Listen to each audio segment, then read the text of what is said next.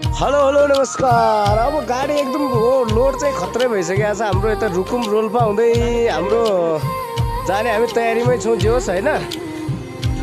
गाडी लोड एकदम खतरा तरिकाले भइसकेको छ यहाँ, हो कि होइन? बाँकी अब यात्रा भन्ने कुराहरू हाम्रो हुनेवालै छ। यता हाम्रो सरहरू हुनुहुन्छ, पठाउन आउनु भएको छ नि। ल ल ल, ओके ओके, यात्रा सफल रहोस् तपाईलाई, शुभ यात्रा है। ओके, टेन्सन न। पछाडि बस्नु भएको तपाईँ त जाने हो त अब नेपाल? अब जाने हो नि यहाँ नेपाल। अब जाउँ सिधै उही घरै हो नि, रुकुम पिपल चौर सिधै रुकुम होइन, 8-20 होइन त?